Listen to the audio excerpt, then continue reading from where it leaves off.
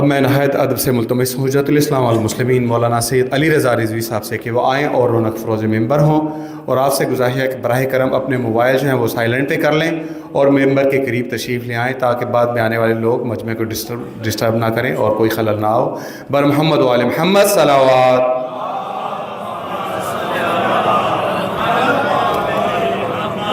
بارے دیگر صلوات۔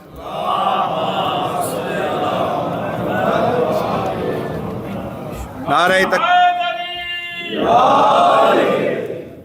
تکبیر، نعرہ تکبیر، نعرہ رسالت، نعرہ رسالت، نعرہ حیدری، نعرہ حیدری، صلوات علی محمد و آل محمد۔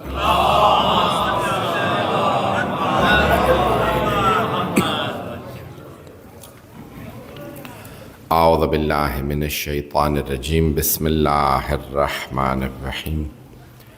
الحمد للہ الذی نور قلوب العارفین بنور معرفتہ واثبت فؤاد انبیائہ واولیائہ بقصص الانبیاء والمرسلین، وأكمل إيمان المسلمين والمؤمنين بولاية علي أمير المؤمنين عليه السلام.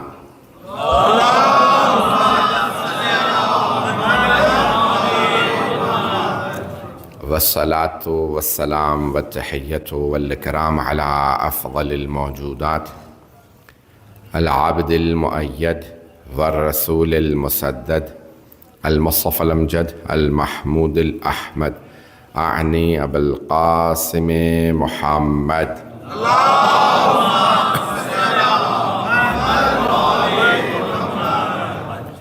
وعلى روحه ونفسه وسهره ووسيه سيد الأتقياء والأصفياء مولى الموالي إمام المتقين علي بن أبي طالب.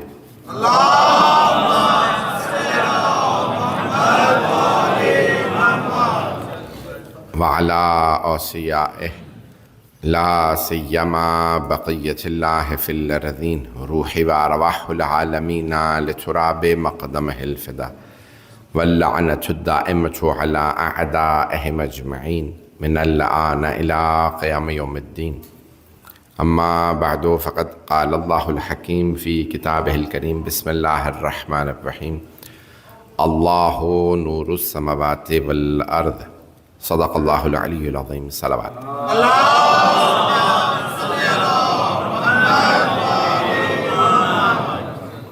عزیزان گرامی، یہ اشرا توحید کے عنوان سے جاری ہے، سلسلے کی 5ویں مجلس ہے۔ ہم نے اللہ سبحانہ و تعالیٰ کی کل ذات سے متعلق مختصر سے گفتگو کی کہ خداوند متعال نہ جسم ہے، لیکن یہ نہیں کہہ سکتے موجود نہیں ہے، موجود ہے، وجود ہے۔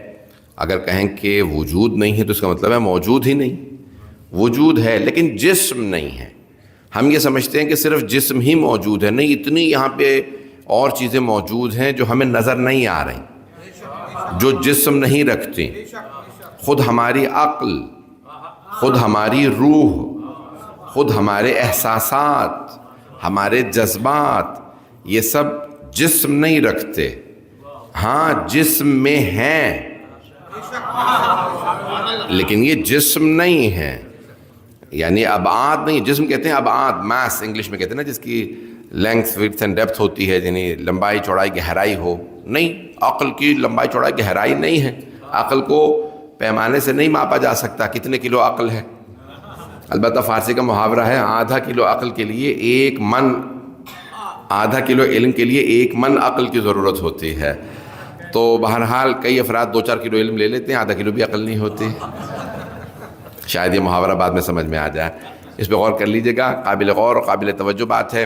تو عزیزان گرامی، میں جو جملے پیش کر رہا ہوں ان پہ غور کر لیجئے گا۔ آج مجھے صفات الہیہ کو پیش کرنا ہے، جو میری بحث اب تک چلتی رہی، آپ حضرات نے بہت محبت سے میرے الفاظ کو قبول کیا۔ ذات سے متعلق بحث نہیں، آج صفات سے متعلق ہے۔ اللہ کی تمام صفات، جو بھی صفات اللہ نے بیان کی ہیں قرآن کریم میں یا اسماء الہی کے اندر آئی ہیں، دعاؤں میں آئی ہیں، ان تمام صفات کو جب جمع کریں گے تو چند ایسی صفات ہیں جنہیں صفات ثبوتیہ کہا جاتا ہے کہ اللہ کے لیے ثابت ہیں، اس کے بغیر یعنی آپ کا عقیدہ توحید درست نہیں ہے. اور کچھ ہیں صفات سلبیہ جن کو نگیٹ کرنا، اللہ سے نفی کرنا ضروری ہے، نہیں تو پھر آپ کا عقیدہ توحید صحیح نہیں. اب میں تمام صفات کا خلاصہ پیش کر رہا ہوں، بڑے بڑے علماء متکلمین فلاسفہ کی کتابوں کا نچوڑ. 3 صفات اگر یاد کر لیں تو ساری صفات ان صفات کی طرف پلٹ کے جاتی ہیں. یہ 3 صفات اگر یاد کر لیجئے گا، علم، قدرت اور حیات. علم، قدرت اور حیات، بلکہ حیات پہلے. اللہ حی و قیوم ہے، اللہ لا الہ الا هو الحی القیوم. حی ہے، حی یعنی حیات اسی کے لیے ہے، وہ حقیقتاً حی ہے اور حیات اسی کی ہے. تو عزیزان گرامی، اب اللہ خود ہی فرما رہا ہے کہ خلق الموت والحیات، اس نے موت و حیات دونوں کو خلق کیا ہے، اس کی مخلوقات ہیں. لیکن اللہ کی حیات ایسی ہے کہ اسے کبھی بھی موت نہیں ہے، وہ ہمیشہ سے تھا، ہمیشہ رہے گا. کل شیء ہالک الا وجہ، ہر چیز ہلاک ہو جائے گی سوائے وجہ اللہ کے. ہر چیز کے لیے ہلاکت ہے سوائے اللہ کے چہرے کے. تو اللہ کبھی بھی ہلاک نہیں ہوگا، ہر چیز ہلاک ہو جائے گی. تو عزیزان گرامی، مجھے آج حیات، علم اور قدرت ان چیزوں کو پیش کرنا ہے. جو پیش کرتا رہوں گا اسے آپ قبول فرماتے رہیے گا، بہت زیادہ پیچیدہ نہیں کروں گا. تو پہلی چیز ہے اللہ کی حیات. وہ حیات اس کی ہے اور وہ حیات بخش ہے. محیی بھی ہے، یعنی حیات دینے والا. محیی حیات دینے والا، حی خود زندہ. اگر ایک لحظے کے لیے بھی خدا نہ ہو تو کوئی چیز قائم رہ ہی نہیں سکتی. غور سے سن لیجیے گا. اب یہ خالقیت جب پلٹائیں گے تو دوبارہ اللہ کی قدرت یا علم ہی کی طرف پلٹے گی. میں تمام صفات کے لیے پیش کر رہا ہوں کہ ہر چیز انہیں 3 صفات کی طرف پلٹ جائے گی.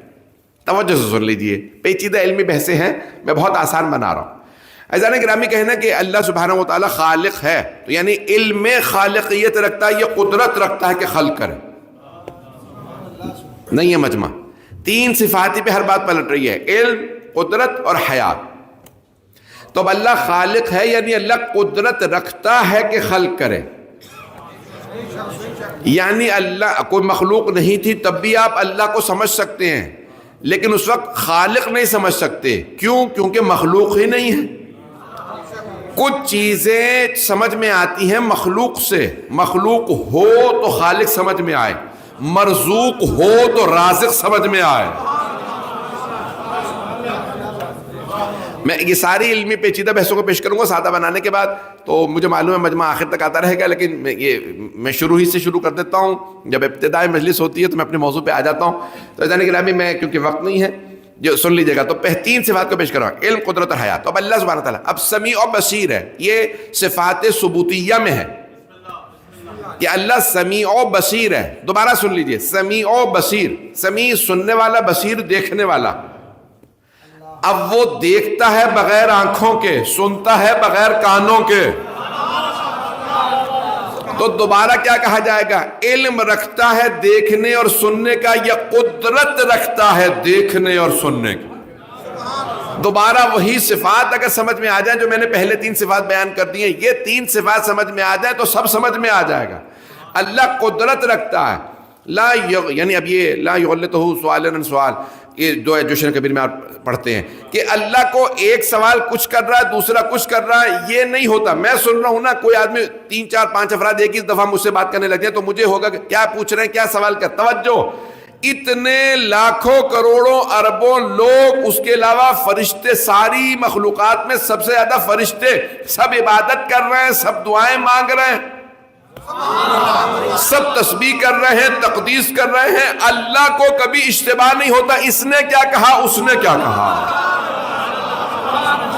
کسی بھی آدمی کے سوال سے اسے کبھی بھی اشتباہ نہیں ہوتا. توجہ، ایک جملہ پیش کرنے لگا ہوں. اب جو نمائندہ پروردگار ہوگا، حجت اللہ ہوگا، اس میں کم از کم اتنا ہونا چاہیے حجت اللہ ہونے کے لیے.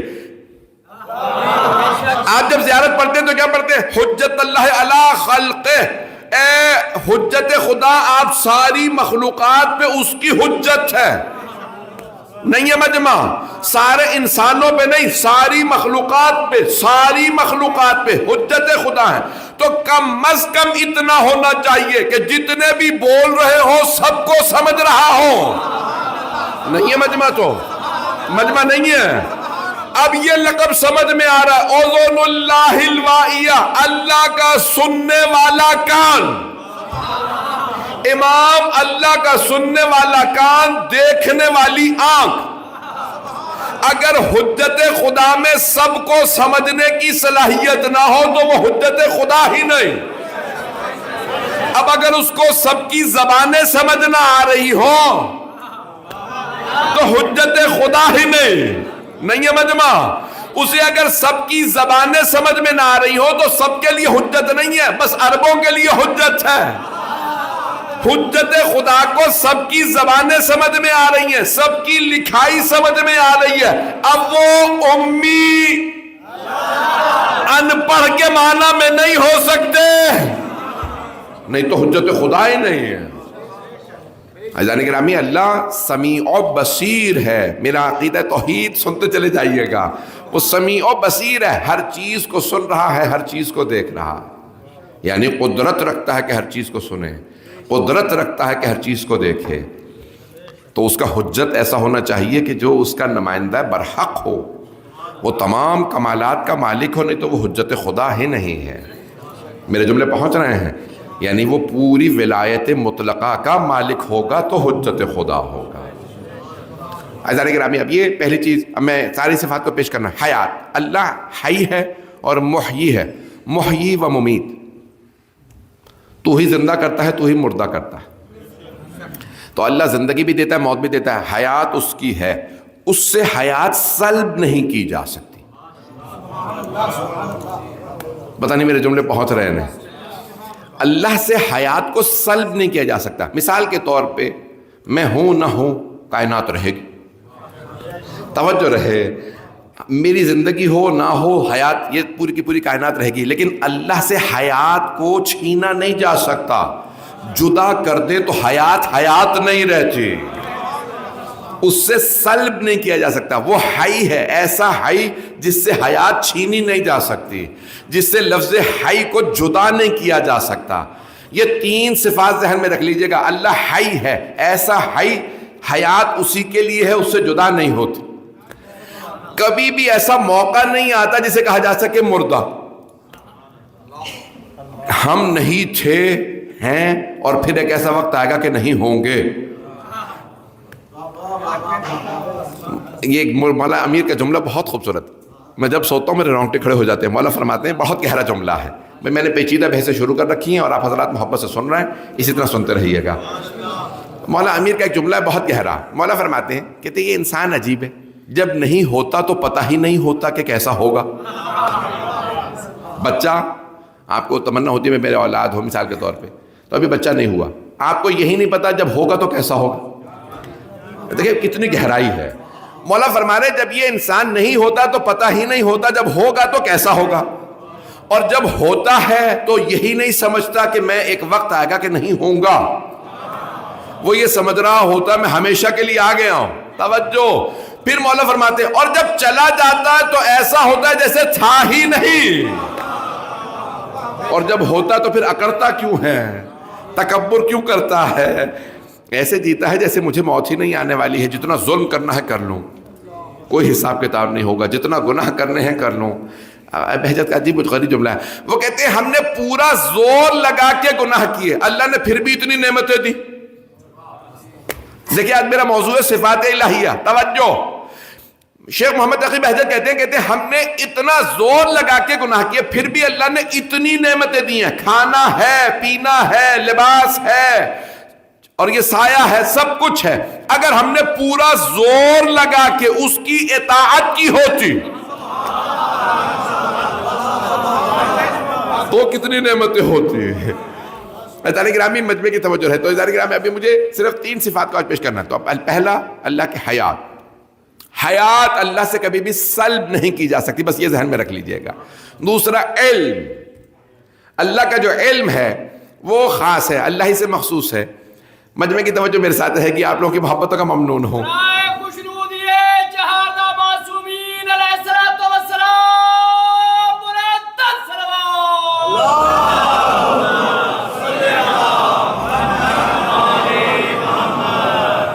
علم کی بحث بہت پیچیدہ اور تھوڑا بہت ہمارا بھائیوں سے اختلاف ہے، سننا پسند فرمائیں گے نا؟ تو اب اللہ ہے علیم و خبیر، عالم بھی ہے علیم بھی ہے۔ عالم اسے کہا جاتا ہے جس کے پاس کسی چیز کا علم ہو، اور کیا پتا اس کے پاس کسی چیز کا علم نہ ہو۔ عالم اسے کہتے ہیں جو کسی، میں مثال کے طور پہ عالم فقہ ہوں، عالم حدیث ہوں، عالم تفسیر ہوں، لازمی نہیں کہ ہر چیز جانتا ہوں، توجہ۔ لیکن اللہ ہے علیم، علیم اسے کہتے ہیں جو ہر چیز کا علم رکھتا ہو۔ توجہ، اللہ صرف قادر نہیں، قادر جو قدرت رکھتا ہو، اور قدیر جو ہر چیز پہ قدرت رکھتا ہو۔ ابھی بھی مجمع نہیں ہے۔ اللہ صرف ناصر نہیں ہے، اللہ ہے نصیر۔ ناصر جو کبھی مدد کرے کبھی مدد نہ کرے، نصیر جو ہمیشہ مدد کرے۔ اسی لیے اللہ نے اپنے حبیب سے فرمایا تھا، قل رب ادخلنی مدخل صدق واخرجنی مخرج صدق واجعل لی من لدنک سلطانا نصیرا۔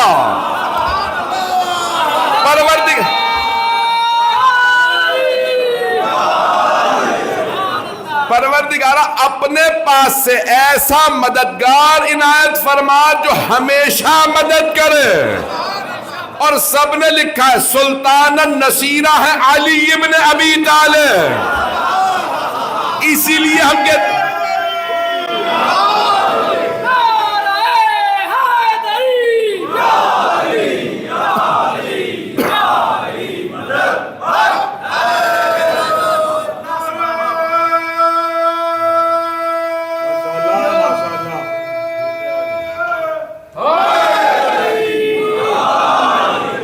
توجہ فرما رہے ہیں عزیزان گرامی؟ تو عزیزان گرامی اب یہ میں نے الفاظ بہت جتنا ہو سکتا تھا آسان بنانے کی کوشش کی ہے۔ تو اللہ علیم ہے، اللہ قدیر ہے، اللہ نصیر ہے۔ تو اب اگر حجت خدا میں نے آپ کو پہلا دکھا دیا ہے، سلطان النصیرہ ہے، جو سلطنت بھی رکھتا ہے اور نصیر بھی ہے۔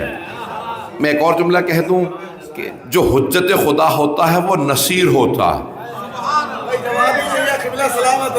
جو لوگ پہنچ گئے ان پہ سلام ہے۔ عزیزان گرامی سارے مجمع کی توجہ رہے، اللہ نے قرآن کریم میں فرمایا نعم المولا و نعم النصیر، کتنا اچھا مولا ہے، کتنا اچھا مددگار، و بئس المولا۔ کچھ لوگوں کے جو پیشوا ہوتے ہیں بڑے ہی برے ہوتے ہیں۔ توجہ، کچھ لوگ ایسوں کو مولا بنا لیتے ہیں، پتہ نہیں لوگ ہیں یا نہیں ہیں، جو پہنچ رہے ہیں ان پہ سلام۔ اللہ کہہ رہا ہے قرآن کریم نعم المولا و نعم النصیر، بئس المولا و بئس المصیر۔ نہیں ہے مجمع؟ اللہ فرما رہا کتنا اچھا مولا، کتنا اچھا مددگار، کتنا برا مولا، کتنی بری بازگشت، کتنی بری رہنے کی جگہ۔ یہ نہیں کہا کتنا برا مددگار، نہیں ہے مجمع؟ اللہ کہہ رہا ہے برا مولا کتنی بری رہنے کی جگہ۔ اب پتہ چلا برا مولا مدد ہی نہیں کرتا، اسی لیے ماننے والوں نے کہہ دیا مدد مانگنا بدعت ہے۔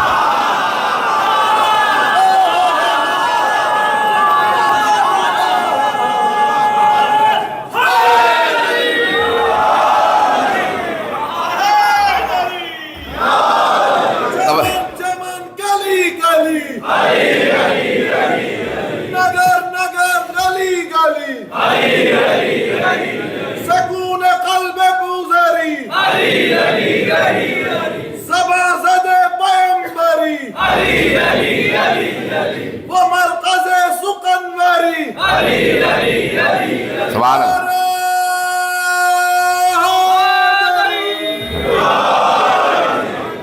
توجہ فرما رہے ہیں، سلامت رہیں، توجہ فرما رہے ہیں بس ادھر نگرہ۔ لیکن میں پوری توحید کو پیش کر رہا ہوں۔ میں نے ایک جملہ پہلے دن کہا تھا یا دوسرے دن کہا تھا، وہ توحید جو ولایت سے متصادم ہو، جو ولایت سے ٹکرا رہی ہو، وہ قرآن کی توحید نہیں ہے، وہ ملا کی توحید ہو سکتی ہے، اللہ کی توحید نہیں۔ عزیزان گرامی میں نے جو پہلا جملہ پیش کیا ہے کہ یہ صفات اللہ کی یاد رکھ لیجئے گا، حیات، دوسرا علم، اللہ علیم ہے۔ اب یہاں پوری ایک بحث ہے کہ ان اللہ علی کل شیء قدیر، اس سے پہلے اللہ علیم بذات الصدور ہے، دلوں کے بھید جانتا ہے، ہر چیز کا علم رکھتا ہے. اس کو غور سے سنیے کہ ہمارا بھائیوں سے جو اختلاف ہے اس کو پیش کر رہا ہوں بغیر تعصب کے کہ بھئی ان کے نظریات پیشی کیوں کروں، میں ڈروں کیوں کہ اگر جواب نہ آتا ہو تو ڈروں. میں پورا عقیدہ پیش کر رہا ہوں بھائیوں کا. اب وہ کہتے ہیں اللہ ہر چیز پہ علم رکھتا ہے. غور سے سنیے گا، ہمارے بھی بہت سے لوگ کنفیوز ہو کے یہ سوال کر لیتے ہیں کیونکہ بھائیوں سے سنتے رہتے ہیں، تو پھر وہ ذہن میں confused.com نہ بنیے کبھی بھی، پتہ نہیں لوگ پہنچ رہے نہیں. تو وہ کہتے ہیں اللہ ہر چیز پہ قدرت یعنی علم رکھتا ہے، اللہ ہر چیز پہ علم رکھتا ہے. تو اللہ کو پہلے سے پتا تھا کہ امام حسین کربلا میں مارے جائیں گے، تو اس کا مطلب ہے امام حسین کی تقدیر میں لکھا ہوا تھا. کچھ لوگ پہنچ گئے ہیں. غور سے سن لیجیے گا بھائیوں کی بحث کو. وہ کہتے ہیں کہ اللہ کا ہر چیز کا پہلے سے علم موجود ہے. تو اب اللہ کو پہلے سے پتا تھا کہ امام حسین کو کربلا میں شہید کیا جائے گا. اس کا مطلب ہے کہ امام حسین کی تقدیر میں لکھا ہوا تھا. یہ کس نے کہا بھی تقدیر میں لکھا ہوا تھا؟ توجہ سے سن لیجیے. تو عزیزان گرامی، اللہ کا کسی چیز پہ علم ہونا اس کا مطلب یہ نہیں ہے کہ اللہ ہمیں اس کام پہ مجبور کر رہا. کیا بات ہے بابا. اگر میں یہ سمجھا لوں تو آج علم کی بحث مکمل ہو گئی، پھر میں علم کی بحث کو نہیں چھیڑوں گا. لیکن اگر یہ آج مکمل نہ کر سکا پھر مجھے دوبارہ سمجھانا پڑے گا. سارا مجمع سن لے اس بات کو. دیکھیں اللہ کا کسی چیز کے اوپر علم ہونا، مثال کے طور پہ اللہ اپنے حبیب سے کہہ رہا ہے، سارے انبیاء کو بتا رہا ہے، جناب انبیاء علیہ السلام کی انجیل میں ہے، توریت میں ہے کہ بھی واقعہ کربلا ہوگا.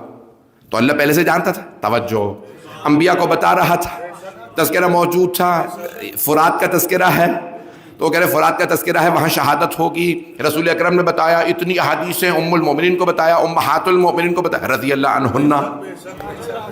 تو اب پیغمبر پہلے سے جانتے تھے، اللہ پہلے سے جانتا تھا. اس کا مطلب ہے امام حسین کے پہلے سے ہی لکھا ہوا تھا کہ تو اب اس لیے یزید کو برا کیوں کہیں؟ پھر یزید کو برا کہیں کیونکہ تو اگر یزید نہ مارتا تو کوئی اور مار دیتا. امام حسین کی تو تقدیر میں تھا. پتہ نہیں میرے جملے پہنچ رہے ہیں نہیں، میرے بات واضح ہو رہی ہے؟ یہ اعتراض سمجھ میں آ رہا ہے؟ وہ کہہ رہے ہیں امام حسین کی تو تقدیر میں لکھا تھا انہوں نے شہید ہونا، یزید نہ مارتا تو کوئی اور مار دیتا. تو اس لیے یزید کو برا کہنا نہیں چاہیے. بھائیوں کا پورا یہ میں نے سوال پیش کر دیا، اعتراض پیش کر دیا. اب سن لیجئے، ایک استاد کلاس روم میں کہتا ہے بھئی یہ اتنی بڑی کلاس ہے، 50 بچے میرے پاس پڑھ رہے ہیں، یہ 2 بچے فیل ہو جائیں گے. یہ 2 بچے فیل ہو جائیں گے. مقصد یہ ہے کہ یہ 2 بچے پڑھائی نہیں کر رہے، کلاس میں نہیں آ رہے، ہوم ورک کر کے نہیں لاتے، ان کے کرتوت بتا رہے ہیں. کچھ لوگ پہنچ گئے ہیں، ان کے کرتوت بتا رہے ہیں، یہ فیل ہو جائیں گے. یہ نہیں ہے میں زبردستی فیل کر دوں گا. پتہ نہیں لوگ پہنچ رہے ہیں نہیں. میں نے زبردستی لکھ نہیں دیا یہ فیل ہی ہیں. یہ اور بات ہے کچھ فیل ہی ہوتے ہیں. پتہ نہیں لوگ پہنچ رہے ہیں نہیں. عزیزان گرامی، اب وہ دونوں بچے سن لیں. اچھا استاد کا ہمارے متعلق یہ نظریہ ہے کہ بھئی ہم تو نکمے ہیں، تو اب ہم محنت کریں گے. دونوں وہ دونوں محنت شروع کر دیتے ہیں اور ہر روز پڑھنے لگتے ہیں، ہوم ورک کرنے لگتے ہیں اور دونوں پاس ہو جاتے ہیں. توجہ توجہ، اس کا مطلب ہے کہ اگر استاد بتا رہا ہے تو اس لیے نہیں بتا رہا پہلے سے کہ یہ فیل ہی ہو جائیں، اس لیے بتا رہا ہے کہ اگر یہ تبدیلی لا سکتے ہیں تو تبدیلی لے آئے، محنت کر کے پاس ہو جائیں. توجہ، جو پہنچ گئے ان پہ سلام. اللہ اگر بتا رہا تھا یزید مردود حسین ابن علی کو شہید کر دے گا تو اللہ زبردستی نہیں کر رہا تھا، بازو پکڑ کے کربلا نہیں لا رہا تھا. اللہ بتا رہا تھا میرے علم میں ہے. علم خدا میں ہونا جبر نہیں ہے، اللہ مجبور نہیں کر رہا. پتہ نہیں میرے جملے پہنچے یا نہیں پہنچے. اللہ کے علم میں ہونا کسی کو مجبور نہیں کرتا. علم الہی میں ہونے سے کوئی مجبور نہیں بنتا، بلکہ بس بات یہ ہے کہ اللہ کو پتا ہے یہ توبہ کرے گا یا نہیں، یہ قاتل بنے گا یا نہیں. یہ علم الہی میں ہونا کسی کو مجبور نہیں کرتا. میرے جملے پہنچ گئے ہیں؟ بھائیوں کے ذہن میں یہ بیٹھ گیا کہ نہیں کیونکہ علم الہی میں ہے تو اب اس کا مطلب ہے مجبور ہیں ہم. یہ بات ایسی نہیں ہے عزیزان گرامی. اللہ انبیاء علیہ السلام کو بھیجتا، حضرت نوح کو بھیجتا کہ کوئی ایمان نہیں لائے گا، تو پھر اللہ جب پہلے سے پتا ہے تو نہ بھیجتا. تو سارے لوگ کہتے ہیں جب تو نے ہادی ہی نہیں بھیجا تو عذاب کیسا، سزا کیسی؟ اللہ نے کہا تم پہ اتمام حجت کے لیے ہادی برحق بھیج رہا ہوں، اور 1-2 سال نہیں 950 سال تبلیغ کرے گا. اب نہ کہنا جہنم میں کیوں بھیجا. پتہ نہیں جملے پہنچے یا نہیں پہنچے. اللہ جانتا ہے, ہم سب کا جانتا ہے, ہم میں کون کون توبہ کرے گا جنت میں چلا جائے گا. اللہ پہلے ہی دن بناتا, سب کو جنت میں ڈال دیتا. بھئی یہ سارے شیعہ بنیں گے, یہ سارے منکر ولایت علی ہوں گے, تو جو منکر ہے اس کو جہنم میں ڈال دیتا, جو ولایت کا ماننے والا پہلے جنت میں ڈال دیتا. تو سب لوگ کہتے ہیں تو نے موقع ہی نہیں دیا, موقع دیتا تو شاید میں مان لیتا. اللہ نے کہا مسلسل موقع دیتا رہوں گا, غدیر تک موقع دوں گا. اگر پھر بھی کوئی سقیفہ چلا جائے تو خود مجرم ہے. پتہ نہیں میرے جملے پہنچ رہے ہیں یا نہیں. بھئی میرے جملے واضح ہو رہے ہیں. علم الہی میں ہونا جبر نہیں ہے, یہ اللہ کا علم اتنا وسیع ہے کہ وہ جانتا ہے, وہ ہمیں مجبور نہیں کر رہا. میرے جملے پہنچ گئے آپ. عزیزان گرامی, دوسری بحث, تیسری آخری صفت ہے قدیر. اللہ قدیر ہے. تو پہلی جو ہے ہم نے بیان کر دیا حیات, دوسرے علم, تیسری قدرت اللہ کی. حیات, علم اور قدرت. سن لیجئے قدرت کو بھی, قدیر. تو اللہ ان اللہ علی کل شیء قدیر, اللہ ہر چیز پہ قدرت رکھتا ہے. اب بہت سے جو شیطانی زبان رکھنے والے ہیں نا, انہوں نے ایک بحث شروع کر دی ہے, کیا اللہ اتنا بڑا پتھر بنا سکتا ہے جس کو وہ خود نہ اٹھا سکے؟ اگر آپ کہتے ہیں ہاں, تو کہتے ہیں پھر اس کا مطلب ہے ایک پتھر اللہ نہیں اٹھا سکتا. اور اگر آپ کہیں نہیں, اللہ اتنا بڑا پتھر بنا ہی نہیں سکتا کہ جسے اللہ سبحانہ وتعالیٰ نہ اٹھا سکے, پھر آپ کہہ دیں گے اس کا مطلب ہے اللہ قدیر. یعنی دونوں طرف سے اللہ کی قدرت پہ سوال آ جاتا ہے. توجہ سے سن لیجئے گا جواب کو. عزیزان گرامی, یہ اللہ کی قدرت پہ سوال نہیں ہے. میں جانتا ہوں سب کا روزہ ہے, میں نے یہ ساری فلسفے کی بحثیں شروع کر دی ہیں, لیکن میں نے پہلے ہی دن وارننگ دے دی تھی پیچیدہ بحثیں آئیں گی. تو عزیزان گرامی, اب چوتھی پانچویں مجلس ہو گئی ہے تو پیچیدہ بحثیں آئیں گی. سن لیجئے سارے مجمع کی توجہ. اب یہ اللہ کی قدرت پہ سوال نہیں ہے کہ وہ کسی نبی کو اعوذ باللہ جہنم میں ڈال سکتا ہے یا نہیں, کسی ملعون کو, کسی یزید کو جنت میں ڈال سکتا ہے یا نہیں, کوئی ایسا پتھر بنا سکتا ہے جسے وہ خود نہ. یہ اللہ کی قدرت پہ سوال نہیں ہے. توجہ توجہ, سارے مجمع کی توجہ. یہ اللہ کی, پہلا سوال اللہ کی عدالت پہ ہے. کیا اللہ کسی نیک کو جہنم میں ڈال سکتا ہے؟ کیا اللہ کسی برے کو جنت میں ڈال سکتا ہے؟ یہ اللہ کی عدالت پہ سوال ہے. توجہ توجہ, مجمع کی توجہ, جو پہنچ گئے ان پہ سلام. کیا اللہ اتنا بڑا پتھر بنا سکتا ہے کہ خود نہ اٹھا سکے؟ توجہ, یہ اللہ کی قدرت پہ سوال نہیں ہے, پتھر کی صلاحیت پہ سوال ہے. دنیا میں کوئی ایسی مخلوق بنی ہی نہیں جو قدرت سے باہر نکل جائے. غور سے سن لیجئے. الذی, دیکھیں قرآن کریم میں کہا ہے تبارک الذی بیدہ الملک وہو علی کل شیء قدیر. بابرکت ہے وہ ذات جس کے قبضہ قدرت میں, بیدہ ہی, اس کے ہاتھ میں.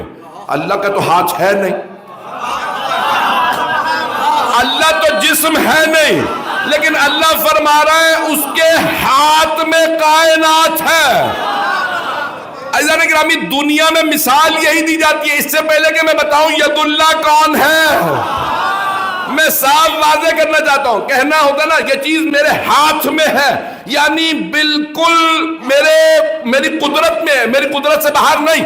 اللہ کہہ رہا ہے ہر چیز اللہ کے ہاتھ میں ہے, یہ ساری کائنات ہاتھ میں ہے. تو مانو ولی اللہ اسے ہونا چاہیے جس کی پوری کائنات پہ ولایت ہو.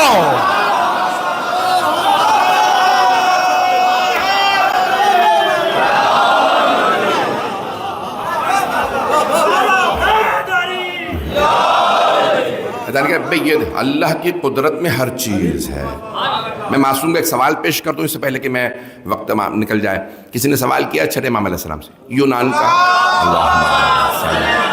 محمد, دو لوگ ہیں, دونوں ایک ہی سوال کیا. ایک یونان کا فلسفی ہے اور دوسرا ایک بدو عرب ہے. دونوں کو سمجھتے ہیں آپ. دونوں کے سوالوں کو پیش کروں گا, دونوں جواب پیش کروں گا امام کا, جو امام نے فلسفی کو دیا ہے اور وہ پھر جو ایک بدو عرب کو دیا. سوال ایک ہے کہ مولا کیا اللہ ایک انڈے کو بغیر بڑا کیے ساری دنیا انڈے میں رکھ سکتا ہے؟ یہ وہی سوال ہے, پتھر وہی سوال ہے. تو امام سے سوال کیا کہ مولا کیا پوری دنیا کو بغیر چھوٹا کیے اور انڈے کے چھلکے کو بغیر بڑا کیے اللہ ساری کی ساری دنیا انڈے کے چھلکے میں رکھ سکتا ہے؟ امام نے کہا یہ اللہ کی قدرت پہ سوال نہیں, انڈے کے چھلکے کی صلاحیت پہ.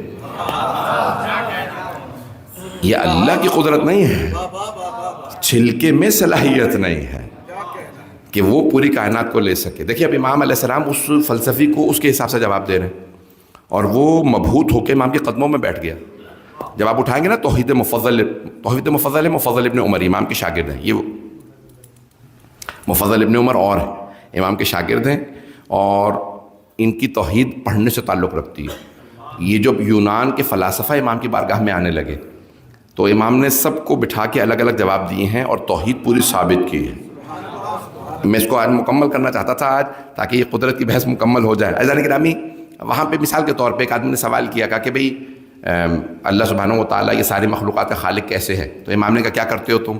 اپنے شاگردوں کو سکھانا ہے پہلے پیشہ پوچھ لو پھر جواب دو، جیسا علمی معیار ویسا. اس نے کہا بھئی میں اب جانوروں کا ڈاکٹر ہوں. اس سے زیادہ میں کوئی اچھا محسن لفظ نہیں مل رہا تھا. تو میں جانوروں کا ڈاکٹر ہوں. اب یہ اس زمانے کا ویٹنیرین ہوں. امام نے کہا اچھا پرندوں کو دیکھا؟ ہاں. کہ جتنے بھی پرندے یا جانور بھی بہت سے انڈے دیتے ہیں تو انڈا کھولو گے تو اس میں دو ہی چیزیں نکلتی ہیں، زردی اور سفیدی. سن رہے ہیں سب لوگ؟ اس میں زردی نکلتی ہے اور سفیدی. کہ ہاں بالکل ایسا ہی ہے، چاہے انڈا چھوٹا ہو بڑا ہو، ہر انڈے میں زردی اور سفیدی ہوتی ہے. امام نے کہا کبھی ایسا ہوا تم نے دیکھا ہو کہ کتنے رنگ برنگے پرندے؟ کہاں رنگ برنگے پرندے ہیں. امام نے کہا سب کی زبانیں بولیاں الگ الگ ہیں. پرندے کی بولی الگ ہوتی ہے نا، ایک کبوتر الگ، مرغا الگ، چڑیا الگ، کوئل الگ، بیا الگ، سارس الگ، مرغابی الگ، سب کی آوازیں الگ، بولیاں الگ، رنگ الگ. کا دیکھنے میں وہی زردی اور وہی سفیدی ہے. اگر انڈا بدل بھی دو، جس پرندے کا انڈا ہوگا اسی کا بچہ نکلے گا. رنگ بھی وہی ہوں گے جو ماں باپ کے رہے ہوں گے، بولی بھی وہی ہوگی جو ماں باپ کی تھی. کیا کبھی غور کیا جس خدا کو زردی اور سفیدی میں کبھی دھوکہ نہیں ہوتا، اسی زردی سفیدی سے اسی پرندے کے بچے کو پیدا کرتا ہے. وہ ڈاکٹر امام کے قدموں میں بیٹھ گیا. کہا آپ بھی ڈاکٹر؟ پتہ نہیں لوگ پہنچ رہے ہیں نہیں پہنچ رہے. جو پہنچ گئے اس نے امام کے قدموں میں بیٹھ کے سوال کیا مجھے یہ بتائیے کیا آپ بھی پرندوں کے ڈاکٹر ہیں؟ امام نے کہا نہیں میں پرندوں کا ڈاکٹر نہیں ہوں. پھر کہا آپ کیا ہے؟ کہا یہ جتنی مخلوقات ہے ہمارے سامنے بنی ہے.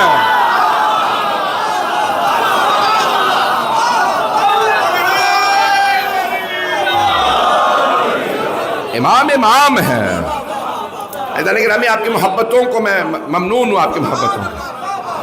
ایسا گرامی یہ ساری کائنات جن کی آنکھوں یہ سب سے پہلے بنے ہیں نا، ان کے صدقے میں سب بنا ہے، بنتے ہوئے دیکھا ہے. وہ تفصیلات ایسی بیان کرتے ہیں. ایسا گرامی اب دوسرا سوال ایک بدو عرب نے کیا، مولا کیا اللہ سبحانہ و تعالیٰ اس کائنات کو چھوٹا کیے بغیر، انڈے کے چھلکے کو بڑا کیے بغیر کائنات کو انڈے میں رکھ سکتا ہے؟ امام نے کہا رکھ سکتا کیا ہے، رکھ دیا. کہا کیسے؟ کہا بتا تیری آنکھ بڑی ہے یا انڈا؟ کہا انڈا بڑا ہے آنکھ چھوٹی ہے. کہا دنیا دیکھ ساری آنکھ میں آ رہی ہے یا نہیں؟ توجہ. کہا جہاں دیکھتا ہوں ہر چیز آنکھ میں آ جاتی ہے. تو اللہ نے نہ دنیا کو چھوٹا کیا نہ تیری آنکھ کو بڑا کیا، ساری کائنات تیری آنکھ میں سمو دی. یہی قدرت خدا.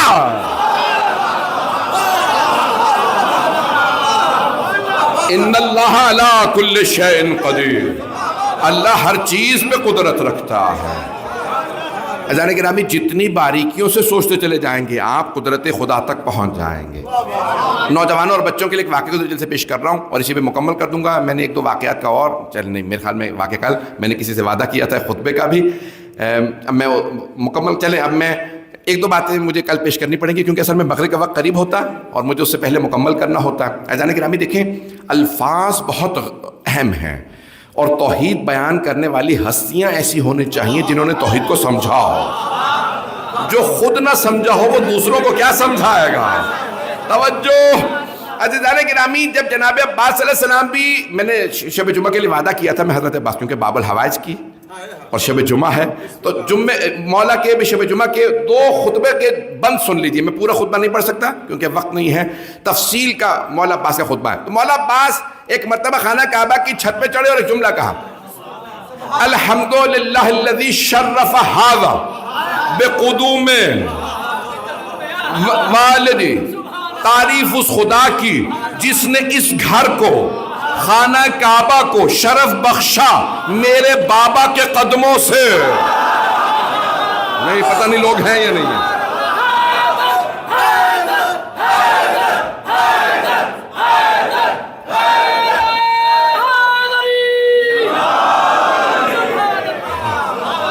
تعریف اس خدا کی، تعریف اس خدا کی جس نے اس کو، خانہ کعبہ کی طرف اشارہ کر کے فرمایا، اس گھر کو شرف بخشا. نہیں ہے مجمع بھئی، ساری دنیا کہتی ہے میں مشرف ہو رہا ہوں کعبے کی زیارت سے. ساری دنیا کو کعبے سے شرف ملتا ہے، کعبے کو علی سے.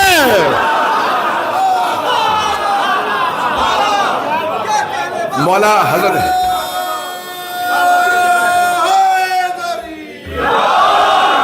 کا تعریف اس خدا،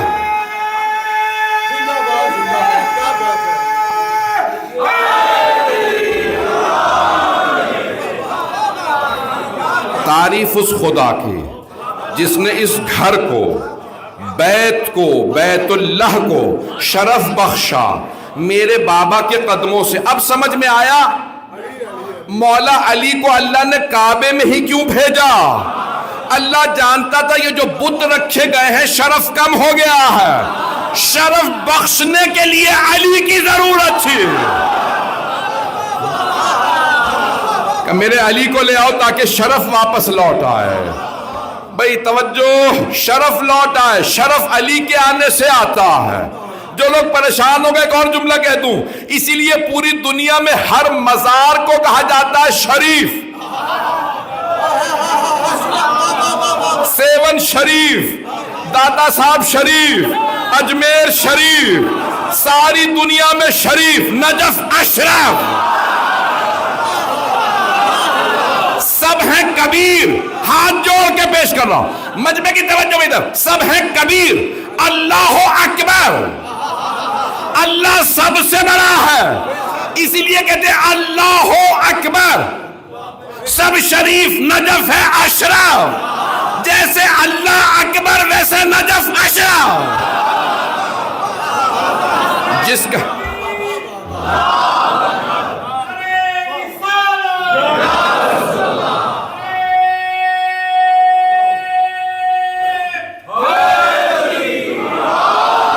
میرے جملے پہنچ رہے ہیں. وہ پاؤں رکھے دوشے پیغمبر پہ کھڑے ہیں، وہ پاؤں رکھے دوشے پیغمبر پہ کھڑے ہیں. محسوس ہو رہا ہے علی سب سے بڑے ہیں. کس کس کو اٹھاؤ گے روایت کے سہارے، تاریخ کے کوڑے میں کئی لوگ پڑے. سلامت رہا. توجہ فرما رہے ہیں عزیزان گرامی. عزیزان گرامی تفصیل کا اگر وقت ہوتا خدا کی قسم اور تفصیل سے بیان کرتا. یہ جناب عباس کے الفاظ کتنے عظیم ہیں. تعریف اس خدا کی جس نے اس گھر کو میرے بابا کے قدموں سے شرف بخشا.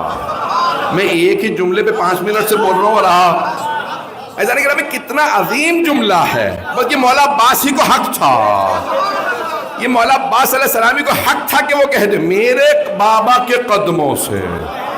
جہاں علی کے قدم آ جاتے ہیں وہ جگہ بابرکت ہو جاتی ہے، وہ جگہ شرف والی ہو جاتی ہے. تو پھر نجف اشرف کیوں نہ ہو جہاں امیر کا جسد مطہر ہے. تو اسی لیے یہ اشرف ہے. عزیزان گرامی یہ جناب عباس علیہ السلام کی عظمت ہے. میں جو جملے پڑھوں گا مصائب کے چند جملے عزیزان گرامی کہ انہوں نے وہاں پہ جملے کہے تھے، کہا تھا کہ یاد رکھنا اے عرب کے لوگوں، مکے والوں نے ایک بہت بڑا غلطی کی تھی. انہوں نے نبی پہ ڈائریکٹ حملہ کر دیا تھا. میرے بابا نے سب کی ہڈیاں توڑ دی. پتہ نہیں جملے پہنچ رہے ہیں، جملے پہنچ گئے شاید. کہاں انہوں نے، مکے والوں نے رسول خدا پہ حملہ کیا. کہ جب ان پہ حملہ کیا تو پھر میرے بابا نے سب کی ہڈیاں توڑ دی. توجہ، کہا انہیں حملہ کرنا چاہیے تھا میرے بابا پہ. توجہ، اللہ کئی مرتبہ سلطان النصیرہ بھیجتا ہے جس نے نبی پہ حملہ کیا علی نے مقابلہ کیا، کہ تم پہچان لو حسین پہ حملہ کرو گے تو میں مقابلے پہ کھڑا رہوں گا،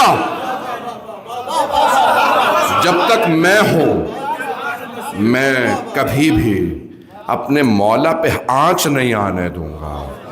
عزیزان گرامی، میں نے پیش کیا تھا پہلے دن سے جملہ کہا، میں نے سب سے پہلے پڑھے تھے جناب زینب کے مصائب، میں نے کہا تھا ان کا میں پڑھوں گا جنہوں نے توحید کا دفاع کیا ہے، جنہوں نے توحید کو منوایا ہے۔ عزیزان گرامی، سلام اس ہستی پہ جس نے بازو دے کے بھی ایک لفظ شکوے کا نہیں آنے دیا۔ عزیزان گرامی، میرے جملوں کو سن لیجیے گا، پوری دنیا میں ہر عطا کرنے والا ہاتھ سے دیتا ہے، بس یہ عباس ابن علی ہیں جو بغیر ہاتھوں کے عطا کر رہے ہیں۔ بس ایک روایت پڑھوں گا، تفصیل کا وقت نہیں ہے، کیا کروں، ماہ رمضان ہے، مغرب سے پہلے مجھے مکمل کرنا ہوتا ہے۔ میرا آپ سے سب سے وعدہ، ہر آنکھ میں آنسو ضرور آئے گا۔ جب جناب عباس کے دونوں بازو قلم ہو گئے، میں پوری شہادت نہیں پڑھوں گا، میں شہادت نہیں پڑھوں گا، شہادت پڑھنے کا وقت نہیں ہے، بازو قلم ہو گئے۔ ایک مرتبہ جناب عباس علیہ السلام نے دندان مبارک سے مشکیزے کو پکڑ لیا، اگر دیکھ سکے تو میری طرف ضرور دیکھیے گا۔ آپ جانتے ہیں دعا مانگنے والا ہاتھ بلند کر کے دعا مانگتا ہے، اور اگر کسی کے ہاتھ نہ ہو تو دعا کیسے مانگے؟ جناب عباس نے نگاہوں کو بلند کیا اور ایک مرتبہ کا پروردگارا یہ پانی سکینہ تک پہنچ جائے۔ ایک ملعون نے تیر چلایا، مشکیزے میں تیر پیوست ہوا، سارا پانی بہہ گیا۔ مرحوم اظہر حسن زیدی صاحب نے ایک بڑا خوبصورت جملہ کہا ہے، مرحوم کہتے ہیں کہ اسی مقام پہ حضرت عباس باب الحوائج بنے۔ اللہ نے آواز دے کے کہا، اے عباس، ہم نے دعا قبول نہیں کی، ہم نے دعا کے بدلے باب الحوائج بنا دیا ہے۔ عباس اب جو بھی مانگے گا وہ آپ کے پاس آئے گا۔ بھائی ایک جملہ سن لیجیے گا، جناب عباس نے کہا، پروردگارا تیری مصلحتیں تو جانے، لیکن اب میری آخری دعا ضرور قبول کر لے۔ پروردگارا اب جو یہ پانی خیمے تک نہ پہنچے تو پھر میرا لاشا بھی خیمے میں نہ جائے، میرے لاشے کو سکینہ سے حیا آئے گی۔ پروردگارا میں شرمندہ ہو جاؤں گا، میں پانی کا وعدہ کر کے آیا تھا۔ اے عباس، آپ کی عظمتوں کو سلام۔ بس بھئی جناب عباس کا جیسے ہی مشکیزے پہ سے پانی بہہ گیا نا تو جناب عباس رک گئے۔ آپ نے اپنی سواری سے کہا، رک جا، اب خیموں میں واپس نہ جانا۔ دیکھ سکے تو سب میری طرف دیکھ لیجیے گا کہ آخری جملہ پڑھ رہا ہوں۔ حرملہ ملعون سے پوچھا تھا، بتا تیرے پاس کتنے تیر تھے؟ اس نے بتایا اتنے تیر تھے، میں نے ایک ایک تیر نشانے پہ لگایا۔ پوچھا بتا تیرا پہلا تیر کا میں نے عباس کے مشکیزے میں مارا، کا دوسرا تیر کا میں نے عباس کی آنکھ میں مارا تھا۔ میں نے پڑھ دیا، آپ نے سن لیا۔ اس سے پوچھا بتا اگلا تیر کا میں نے علی اصغر کے کان میں مارا تھا، کا بتا اس کے بعد ایک تیر کا میں نے حسین کی پیشانی پہ مارا تھا۔ میں سارے تیر نہیں پڑھوں گا۔ پروردگارا جب آنکھ میں تیر لگا نا، اگر دیکھ سکے تو دیکھیں، نہیں تو آنکھیں بند کر کے میرے اس جملے کو سن لیجئے، میں تمام کر رہا ہوں۔ اگر پلکوں کا ایک چھوٹا سا بال بھی آنکھ میں چلا جائے، جب تک بال نکال نہ لے تکلیف ہوتی ہے، اور اگر آنکھ میں تیر لگا ہو، جب تک تیر نہ نکالیں تب تک آنکھ میں تکلیف ہوتی ہے، اور اگر آنکھ میں تیر ہو اور ہاتھ نہ ہو تو تیر کیسے نکالا جائے؟ جناب عباس نے سر کو جھٹکا، تیر نہیں نکلا۔ میں آخری جملہ پڑھ رہا ہوں، مجھے معاف کر دیجئے گا۔ میں دیکھ رہا ہوں بہت سی آنکھیں بند کر رہے ہیں، برداشت نہیں کر پا رہے، سر جھکا رہے ہیں، میرے بہت سے بھائی میرے بچے برداشت نہیں کر رہے۔ جناب عباس نے سر کو جھٹکا، تیر نہیں نکلا۔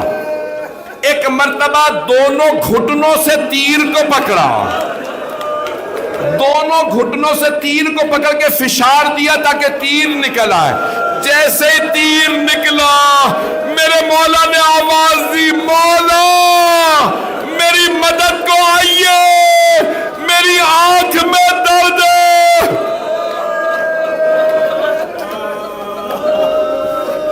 الا لعنت اللہ علی القوم الظالمین وَسَيَعْلَمُ الَّذِينَ ظَلَمُوا أَيَّ مُنْقَلِبٍ يَنْقَلِبُونَ. ہاتھوں کو بلند کر لیجئے. میں دیکھ رہا ہوں بہت سے افراد جو عربی دان ہیں، اردو سمجھنے والے نہیں ہیں، وہ بھی رو رہے ہیں. میں کیسے پیش کروں؟ ہاتھوں کو بلند کر کے میری طرف دیکھیے گا. جب جناب سید الشہداء تشریف لائے نا جناب عباس کے لاشے پہ، تو جناب عباس کے سر مقدس کو اٹھا کے اپنے زانوں پہ رکھا. تو جناب عباس نے ایک جملہ کہا، مولا مجھے میری ماں نے بتایا تھا، جب میں دنیا میں آیا میں نے سب سے پہلے آپ کی زیارت کی تھی. مولا میں دنیا سے جاتے میں آپ کی زیارت کرنا چاہتا ہوں، لیکن مولا میری ایک آنکھ میں تیر لگا ہے، دوسری میں خون بھرا ہے. مولا اگر زحمت نہ ہو اپنی ابا کے دامن سے میری آنکھ سے خون صاف کر دیجئے. ہاتھوں کو بلند کر کے دعا جو مانگنی ہے مانگ لیجئے. ایک مرتبہ جناب سید الشہداء نے ابا کا دامن رکھا، خون صاف کرنا شروع کیا. جناب عباس نے آواز دی، مولا میری ماں سے کہیے گا میں نے نافرمانی نہیں کی تھی. میری ماں نے کہا تھا کبھی حسن و حسین سے کام نہ کہنا. مولا میں آپ کو کبھی زحمت نہ دیتا خون صاف کرنے کی اگر میرے ہاتھ سلامت ہوتے. مولا میرے ہاتھ نہیں ہے اس لیے میں نے زحمت دی، میری آنکھ سے خون صاف کر دیجئے. بعض علماء نے ایک جملہ لکھا ہے، جناب عباس نے وصیت کی، مولا میری ایک درخواست ہے آپ سے. مولا کو بہت محبت تھی، مولا حسین کو جناب عباس سے بہت محبت تھی. مولا نے فوراً سوال کیا، میرے بھائی عباس بتائیے کیا خواہش ہے؟ کہا مولا بس میری ایک خواہش ہے، میرا لاشا خیمے میں نہ لے جائیے گا. کہا عباس خیمے میں کیوں نہ لے جاؤ گا؟ مولا مجھے آپ کی بیٹی سے شرم آئے گی، میں بھتیجی سے پانی کا وعدہ کر کے آیا تھا. مولا میں پانی لے آیا تھا، مولا میں پانی لے آیا تھا، لیکن مولا تیر لگا پانی بہہ گیا. پروردگارا تجھے واسطہ جناب عباس کی عظمتوں کا، کسی کی دعا کو رد نہ فرما، سب کی حاجات قبول فرما. پروردگارا ہم سب کی عاقبت بخیر فرما. ہمارے مولا اور آقا کا ہمیں ظہور دیکھنا نصیب فرما. ہمیں ہمارے مولا کے آوان و انصار میں شمار فرما. دشمنان اہل بیت کو نیست و نابود فرما. دنیا میں ظلم ہے، ظلم کا خاتمہ فرما.